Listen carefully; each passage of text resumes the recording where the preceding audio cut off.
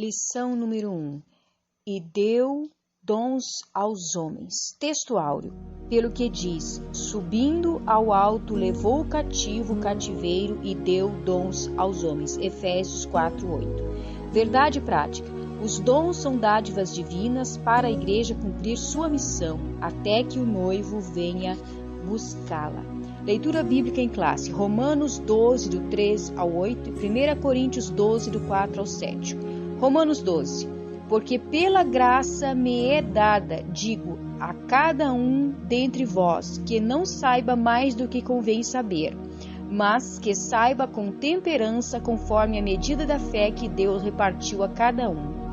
Porque assim como em um corpo temos muitos membros e nem todos os membros têm a mesma operação, assim nós que somos muitos somos um só corpo em Cristo, mas individualmente somos membros uns dos outros.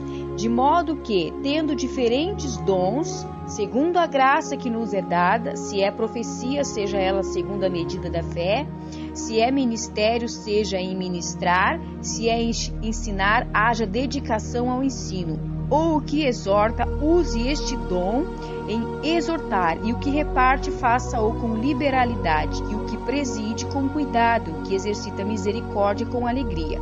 1 Coríntios 12. Ora, há diversidade de dons, mas o Espírito é o mesmo, e há diversidade de ministérios, mas o Senhor é o mesmo, e há diversidade de operações, mas é o mesmo Deus que opera tudo em todos. Mas a manifestação do Espírito é dada a cada um para o que for útil. Introdução. A Bíblia de Estudo Pentecostal define dons como manifestações sobrenaturais concedidas da parte do Espírito Santo e que operam através dos crentes para o seu bem comum. Neste trimestre, analisaremos os dons de Deus dispensados à igreja, para que, com graça e poder, ela proclame o Evangelho de Jesus a toda criatura, além de auxiliar o corpo de Cristo no exercício da grande comissão. Os dons divinos subsidiam os santos para que cheguem à unidade da fé. Efésios 4, 12 e 13. Tópico 1. Os dons na Bíblia. Número 1. Do Antigo Testamento, o dicionário bíblico Wycliffe mostra que há várias palavras hebraicas que significam dádiva. A origem dessas palavras está na raiz hebraica notan, que significa dar. Por isso, podemos afirmar que no Antigo Testamento há vislumbres dos dons divinos concedidos a pessoas peculiares, como os reis, sacerdotes, profetas e outros.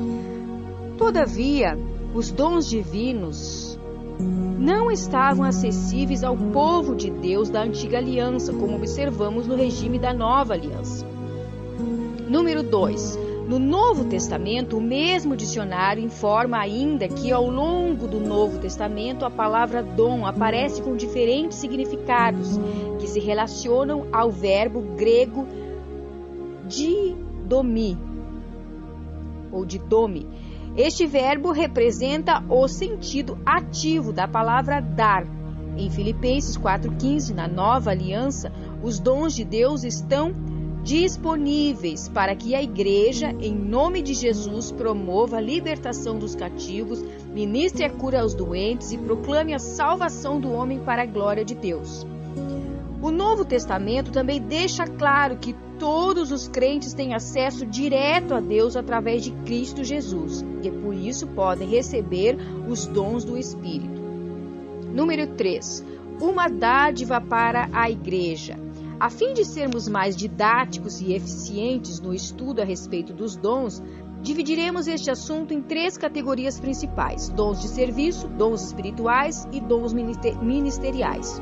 Essa divisão acompanha a classificação dos dons conforme se encontra nas epístolas paulinas aos Romanos, 1 Coríntios e Efésios, respectivamente. Insistimos, porém, que esta classificação é apenas um recurso didático, pois quando o apóstolo expõe o assunto em suas cartas, ele não parece requerer exaurir os dons em uma lista. Antes preocupa-se em exortar os irmãos a buscá-los e a usá-los para encorajar, confortar, edificar a igreja de Cristo, bem como glorificar a Deus e evangelizar o mundo. Tópico 2. Os dons de serviços espirituais e ministeriais. Número 1. Dons relacionados ao serviço cristão. Em Romanos 12, o apóstolo Paulo admoesta a igreja, lembrando-a de que o membro do corpo de Cristo não pode se achar autossuficiente. Assim como em um membro do corpo humano depende dos outros para exercer sua função, na igreja necessitamos uns dos outros para o fortalecimento da nossa vida espiritual e comunhão em Cristo. Por isso, a categoria de dons apresentada em Romanos 12 traz a ideia de manutenção dessa comunhão dos santos, pois ao falarmos de serviço, subentende-se que quem serve está prestando um serviço para alguém. Observe os dons de serviço listados por Paulo em Romanos: ministério oficial diaconal, exortação, encorajamento, repartir, presidir e exercer misericórdia. Note que estes dons estão relacionados com uma ação em prol do outro, do próximo. Portanto, se você tem um dom, deve usá-lo em benefício da igreja na terra. Número 2. Concedendo os dons espirituais. Acerca dos dons espirituais, não quero, irmãos, que sejais ignorantes. 1 Coríntios 12:1. Os dons citados em 1 Coríntios 12 são a palavra da sabedoria, a palavra da ciência, a fé, cura, operação de maravilhas, profecia, discernimento de espíritos, variedade de línguas e interpretação de línguas. Apesar de as manifestações sobrenaturais pertencerem ao mundo espiritual, isto é, a uma categoria particular da experiência religiosa do crente, o apóstolo Paulo desejava que as igrejas, em especial a de Corinto, conhecessem algumas considerações importantes sobre os dons espirituais. Uma característica predominante em Corinto, segundo o comentário bíblico Bacon, da CPAD, era a vida pregressa dos membros envolvidos com idolatria. Muitas manifestações espirituais na igreja lembravam a experiência mística das religiões de mistérios. Os coríntios precisavam ser ensinados de forma correta sobre a existência dos dons e de sua utilização dentro do culto e fora dele. Por isso, à luz da palavra de Deus, devemos ensinar a respeito dos dons espirituais para que a igreja seja edificada. A Bíblia traz os ensinos corretos sobre o uso dos dons, e há distorções nessa esfera. Essas acontecem por algumas igrejas não ensinarem de forma correta o que a Bíblia diz, e isso contribui para o surgimento do fanatismo religioso, da corrupção doutrinária, dos movimentos estranhos e de muitas heresias. Portanto, o ensino correto das Escrituras nos ensina de forma adequada.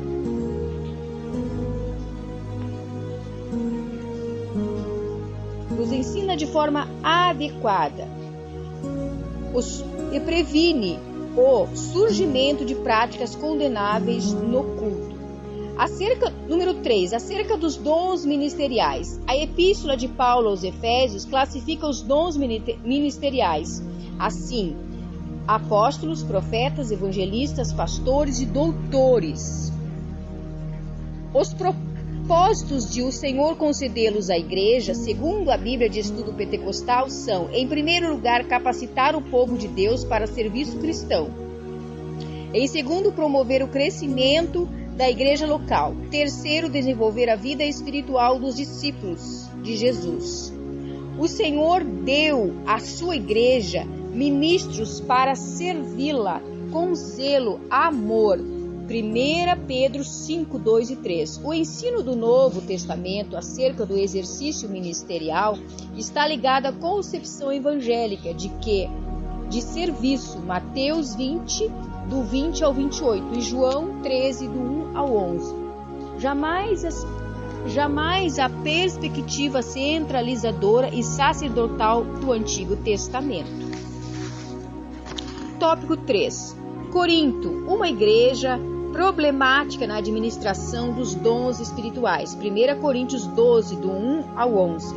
Número 1. Os dons são importantes. Um argumento utilizado pelos cessacionistas, pessoas que defendem a errônea ideia de que os dons espirituais cessaram no primeiro século, é que os crentes pentecostais tendem a se achar superiores uns aos outros por terem algum dom.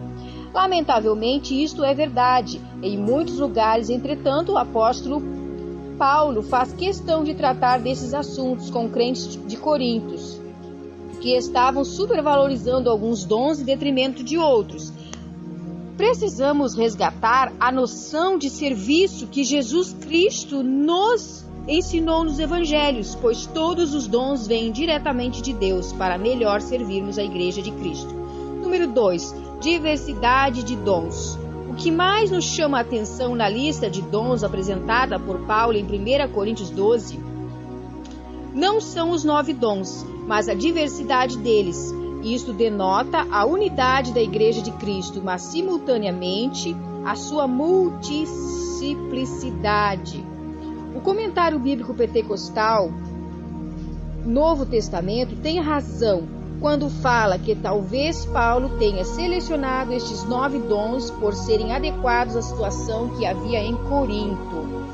Pois se compararmos a lista de 1 Coríntios com Romanos e também Efésios, veremos que os outros dons são relacionados de acordo com a necessidade de cada igreja local. Número 3.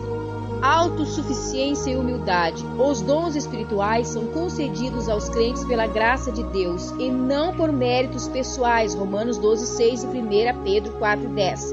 Não podemos orgulhar-nos de portar-nos de modo arrogante e autoritário no exercício dos dons, mas com muita humildade e temor a Deus. Portanto, não use o dom de Deus, o dom que Deus lhe deu, com orgulho, visando a exaltação pessoal. Isto é pecado contra o Senhor e contra a igreja. Use-o com um coração sincero e transbordante de amor pelo próximo. 1 Coríntios 13.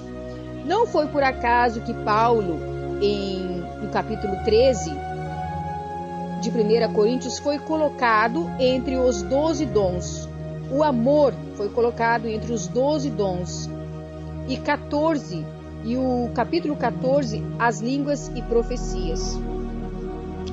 Conclusão. O estudo dos dons de Deus aos homens é amplo e nos apresenta recursos pelos quais podemos servir ao Senhor e à sua igreja. Estes dons são para os dias atuais, pois não há na Bíblia nenhum versículo que diga que os dons espirituais deixaram de existir com a morte do último apóstolo.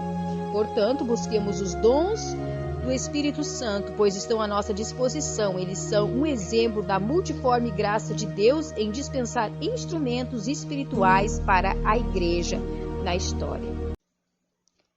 Lição